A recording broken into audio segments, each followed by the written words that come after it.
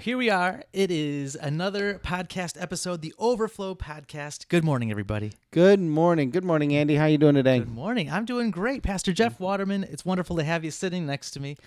Episode 32. Episode, that's correct. Today, We always count just in case you forget, but we're always amazed that we've made it this far. It's actually true. It is actually true. That's so funny. So this past Sunday, as we've been continuing in our summer psalm sermon series, right? Yep. We had a title that was A Voice for Uncertainty. Yeah. Yep. Diving into Psalm 46, which is titled, God is Our Fortress. Yeah. Fortresses seem to be pretty certain. Yeah. Sturdy. Yep. Have you been to San Juan, Puerto Rico, Old San Juan? Yes. Yeah. And I actually maybe dozens of times. Dozens of times, yes. In your former life as a entertainer, Yeah, right? Yeah, exactly. Yeah, I walked along. That's actually a really great image. Yeah, walking along the tops of just there's just walls, and it is a fortress. It literally is a fortress. Yeah, Old San Juan, if you've never been there, is actually an old fortress, an old Spanish fortress. Yeah. And it's still there. Yep. I mean, hundreds of years later, Yeah. it's still there. And it's still formidable. Like, Yeah. when you go up, it's like, dang, they knew how to build stuff, right? They got cannons. They got the holes for them. They got all the little etches where you could have the archers to shoot out of. Yeah. And so when I think of fortress, I just think of that one fortress that's sitting right on the point as you come into the bay, and there's just these massive stone walls that are designed to take cannon shot from the ships coming in, right? Crazy, absolutely crazy. And the view from up there is gorgeous as well. You know, they could see from a distance. Obviously, they were pretty smart people to build it right there. And they said that the cannons, the amount of distance, I mean, they could shoot cannons for miles, right? Crazy. From up there. Crazy. So the ship is out there, and their ship cannon can't reach here, but that cannon's, lobbing it at them. So good luck. I don't know. When I think of fortress, I'm sorry, Yeah. No, I think of that imagery. Like, wow. that's been there a while. It's Yeah, it sure has. It's hundreds of years. It hasn't moved. Yeah. I've had some travel through Western Europe as well, and you get into like Scotland or you get into Ireland, and there's a lot of castles that are out there too, right. and it's really always awe-inspiring to see, wow, the buildings, they're still standing, and for some reason we're like really happy if a building here lasts a centennial. Right. What I mean? With the bicentennial, it's amazing. Right, It's, but there's like 1,000 years old buildings over there. And they're still there, and you're walking around in them, and it's just amazing. They used different mortar back then. I don't know. Well, rock, right? Yeah. So when I hear God is our fortress, that's the imagery that I get. This thing that's unmovable, and a fortress is a place where people, when the world around them is going crazy, that chaos abounds. Yeah. They retreat into that fortress. They Yes. shut the door. Another place that we've been to a lot is the Alamo. Oh. And the story of the Alamo, and just the idea of, hey, they would come in, they would shut the gates, and they would. It's a stronghold. Yeah, they would defend the Alamo, right? They would defend that spot. So. That is wild. Psalm 46. I love how it says a song. Like, it actually is a song, and it's kind of cool. So according to Alamoth, and then it's like a song. Right. But there's actually a chorus or a refrain in this psalm. Okay. That's a song. Yeah. All right, worship leader. Let's hear that one. Right. No, but for real. So in verse 7 as well as verse 11. So normally you'd have like a verse, and then you have like a pre-chorus, then you've got a chorus. There literally is one there at verse 7. The Lord of hosts is with us. The God of Jacob is our fortress. Selah. Right? Mm-hmm. And then there's another verse 2, and then perhaps a pre-chorus, and then verse 11, the Lord of hosts is with us, the God of Jacob is our fortress, Selah. Yeah. Another refrain. It's pretty darn cool. It's actually a song. Yeah, I love that. Yeah. Maybe we could put it to tunes and sing it. That is possible.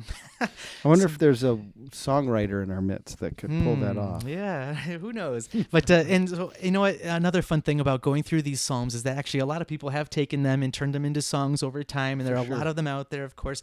Verse 10, though, is one that just always connects with me, from Stephen Curtis Chapman. The verse says, "Be still and know that I am God." Right? And of course, his beautiful song, "Be still and know that He is God." Yeah. Yeah. What a gorgeous And that's song. often quoted, right? Be still and know that that's what I would say it's one of the more quoted psalms out there. I mean, I think 23 is one, but I mean, a lot of people will quote that verse, "Be still and know that I am God," and not even realize what they're quoting. And if you ask them, what are you quoting? They'd be like, yeah, maybe a proverb or something. I think it's somewhere, right? Exactly. And probably a lot of people would associate that with Elijah. Okay. Right. Remember when he goes up to the mountains, he's already done the whole thing with the calling down fire on the Baals. Speaking in And the cave. he goes up there and he goes up to the cave and he hears a still small whisper. Yeah. A lot of people, be still and know that I am God. They would attach it to that. Sure. That mindset. But can see here that. it is, right here. Yeah. So people, when you quote "Be still, know that I am God," know you're quoting Psalm 46:10. There you go. Lovely. Perfect. A psalm by the sons of Korah. Uh-oh. That's maybe a family that'll go down in infamy.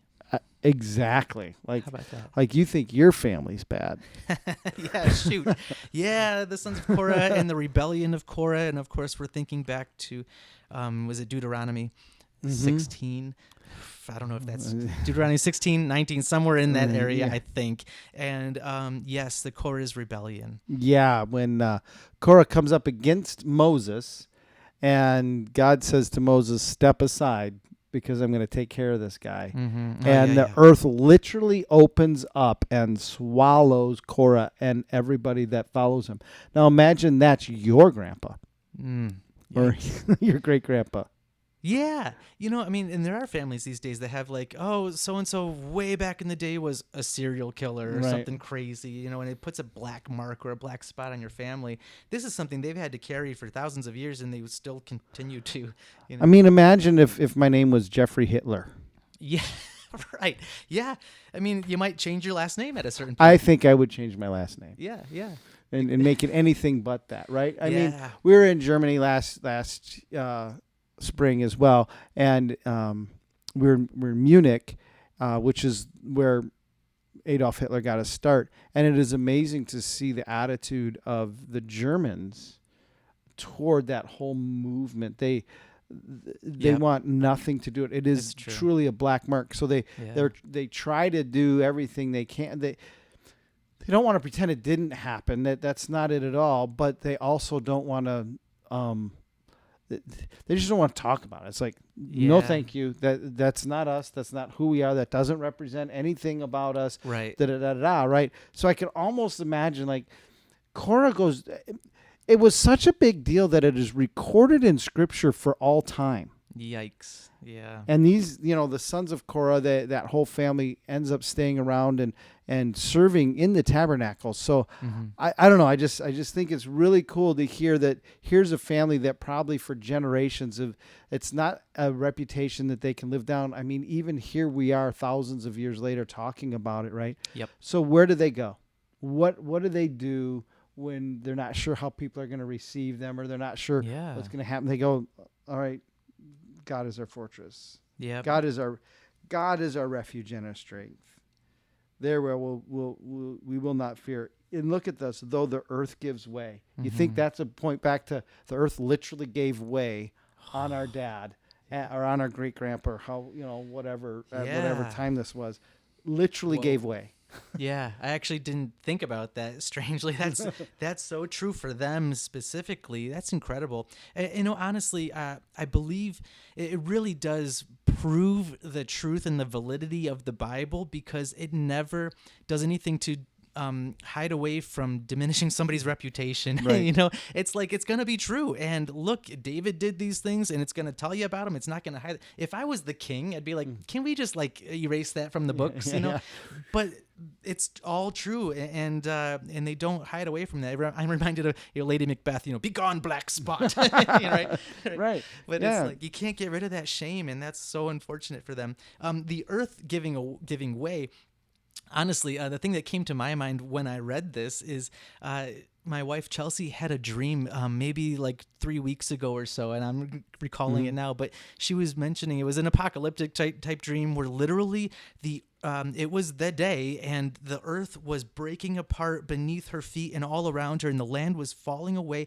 And what happened was that the gravity then was gone because the earth didn't have its mass like that. It wasn't a whole contiguous thing. So then she started floating up into the sky because there was no more earth, and it shattered. And she called upon the Lord, and he rescued her in the dream. Yeah. I actually had a dream just 2 nights ago, kind of similar to that, interestingly enough. What are you guys eating over there at the Ferguson house? Right, exactly. But yeah, airplanes were going down. Yeah, crazy. And I called upon Jesus, and actually he rescued me too. Well, and I think back to last week when we were talking about the names of God and the whole El Roi idea of, hey, to me this is just another example of I see what your family. I had to deal with this individual. I had to show who I am, and don't do this.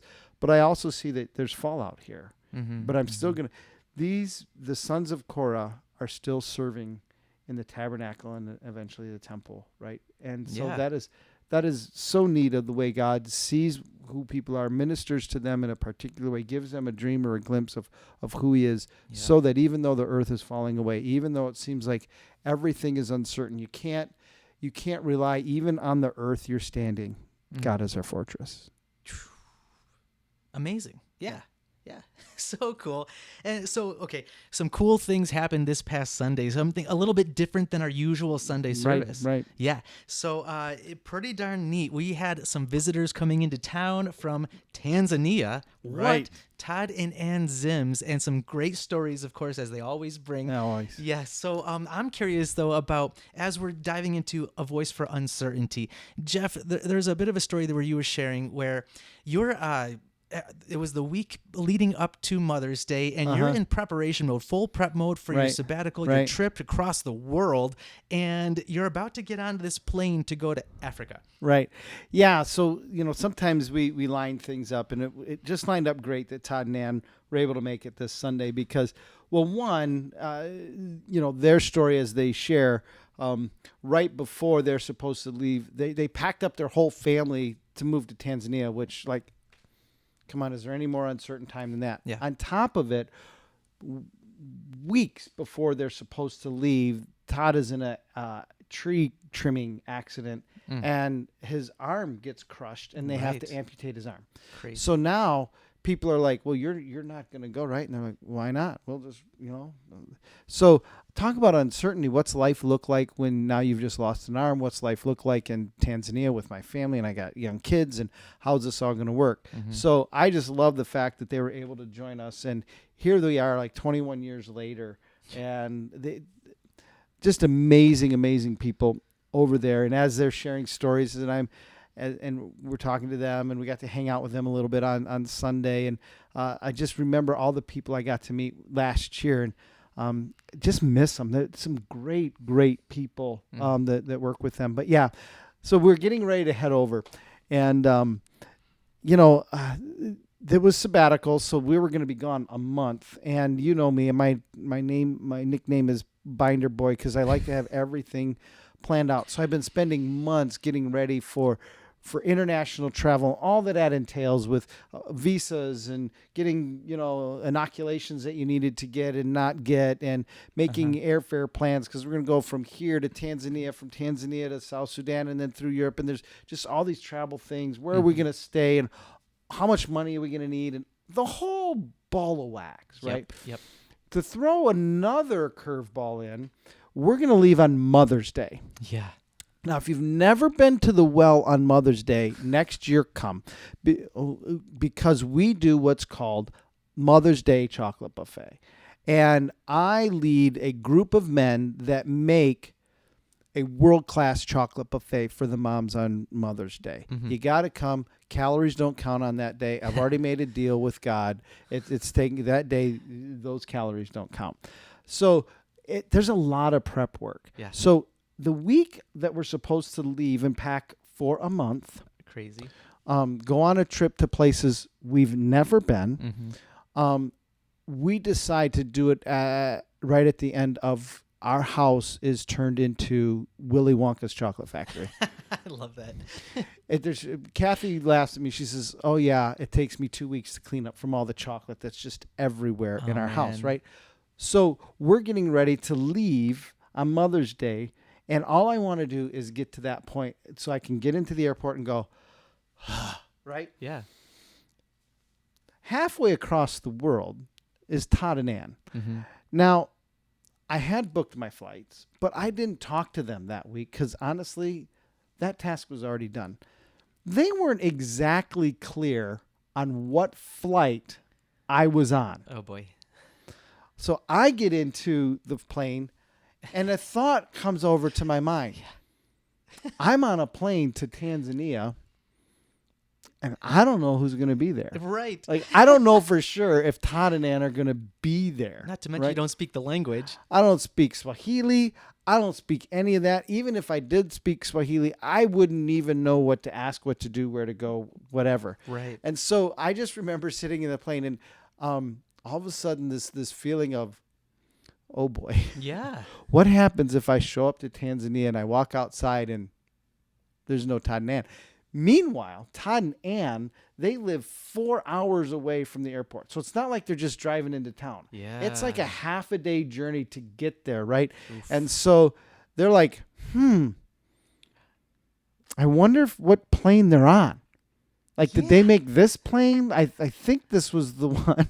So they just take off on a 4-hour journey, and they're in their mind going, what happens if we get there and they don't walk off the plane? Mm-hmm. So we were both in this uncertain thing, right? Yes. And at the end of the day, I sat down and I went, all right, the Lord is my fortress. Yeah. He called me to do this. He put this in play. I'm just going to have to trust. And Todd and Ann are doing the exact same thing. All right, this is what we talked about. We hope this is still the way it is. God, you're going to have to work this out. And here's the cool thing. I showed up. We showed up. There's Todd and Ann. Todd and Ann showed up. There we were, and we went and just had a fantastic time. But that moment of uncertainty, of that that nervousness, that anxiety that you have, and all of a sudden just being able to go, you know what? I gotta retreat. I gotta retreat. Be still. Let God worry. Let God be God in this. Exactly. Yeah. Be still and know that I am God. That's a hard thing to do. Like, to have the actual comprehension from the head to the heart of knowing that he's God, but then the heart is like, what does that actually mean? That means, whoa, far more than we could ever even think or imagine or conceive of, which he's got it covered. And here's another fun fact. I came to remembrance. So the flight they thought we were on, Todd and Ann got a notification. They're tracking the flight that it was canceled. Uh-oh. So now they're like, was it really canceled? Did something happen? What went on? So they went, we'll just go to the airport. So in the midst of all this uncertainty, just step back a second and be still. Mm-hmm. And know he is God. Another funny part, gosh, I could share stories about Tanzania just as they come. Yeah. So we're busting out to head 4 hours now to go to South Sudan. And we get to the airport and we open up the back of the truck. And Kathy's suitcase is not there. That's right. All her clothes are gone. She had her little carry-on that had some essentials, and she looks at me and says, "Well, what'd you do with my luggage?" And I had to turn and walk away from it. I literally had to do this because I was like. Because right, like, what are we gonna do? There's all your clothes. What do we do? Months, a month worth of 3 weeks worth of clothes are in this, and it's 4 hours away. It's not like we can just all right. Let me run home real quick and get this. Yeah. So and you don't even know if it's still gonna be there. Well, no, we knew it was right in the living room of Todd and Ann's house. Oh, gotcha. Okay, it never just got put into the truck. Okay. So it was one of those things. It's like, this whole concept of realizing where's your fortress? Where do you go when the world around you is falling apart and you don't know how it's going to shake out? Yeah. Where do you go? Well, man, that's where, like we said last week, all those names of God really just need to come to mind, and we got to lean into the promises of Scripture and what we know from what He has told us. So with Todd and Ann being here and their project, the Sun International, they shared on Sunday, of course, but could you let us all know, what is Sun International, S-O-N International? S-O-N is designed to be kind of a double entendre, right? So SON would stand for serving our neighbor, but also in the name of the Son, Jesus Christ, right? Yes. So that's what they do. And their primary focus is providing ways for clean water, drinkable water, sustainable drinkable water for people that don't have access to it. One of the things that is amazing that I think most Americans don't understand, like we're sitting here drinking water out of these cups. I can walk up to virtually any tap anywhere, and turn on, and I know I can at least drink the water. Now it might not taste great, you know. If you're a well water person and you go drink city water, it tastes like you're drinking out of the pool. If you're a city water person and you come out and drink well water, you think you're drinking, you know, eggs or iron or whatever, or calcium, right? You get all the minerals. So, but we test all our water to make sure it's drinkable. That's a requirement for any building. The rest of the world doesn't operate that way. And so what Sun does is they use bio-sand filters. They've built a company that manufactures them in Tanzania. This company is run by Tanzanians. The workers, the people that are making these filters are all Tanzanian. Met a cool guy named Nuhu who's been working with them, and Nuhu has been able to create a career through Sun International whereby he can afford to buy and build a house for his family. And I want to tell you right now, where he's building that house, it's right at the base of the foot of a mountain. It's unbelievable. Wow. It would go for gajillions of dollars here in the United States. Wow. But that's another story for another day. So they employ and they empower and they train Tanzanians to do this. Now, there's another arm that they do. They do education. So they're in with the schools to teach puberty to kids, what's happening to their bodies and whatnot, and as well as hygiene, personal hygiene, and that. They also do sanitation education. So, all right, we're going to provide you clean water, but here's how dirty water can affect that. Here's how dirty water affects your body, and those kinds of things. And that all those programs are run by Tanzanians who they have developed and trained. That's awesome. So yeah, it's super cool to see how they operate, and yeah, so.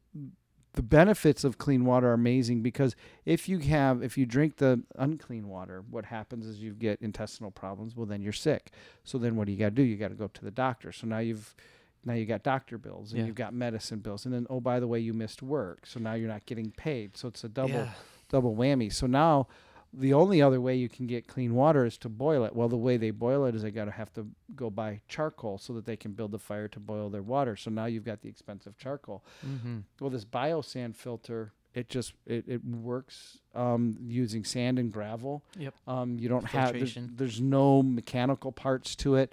And so now you don't have to buy charcoal. You're not missing days of work. You don't feel sick, and you're not getting doctor bills. So the economic ramifications of this bio-sand filter is amazing. And all of their education they talk about is, yes, we're going to provide you water, but we want to tell you about the living water. Yeah, wow. John chapter 4, the Samaritan woman at the well that, oh, by the way, is where the well gets our name. So cool. Exactly. And talk about leaders multiplying leaders. Talk about fruit being multiplied 30-fold, 100-fold. And that's what's happening through this program. So big congratulations out there to Todd and Ann Zims for this incredible company that you've put together and just your heart for service. Yeah, it's amazing. So, yeah, Sun, S-O-N International, check them out. We're big supporters of them. We'll continue to do that. Would encourage you to check out what they do. It's just amazing work.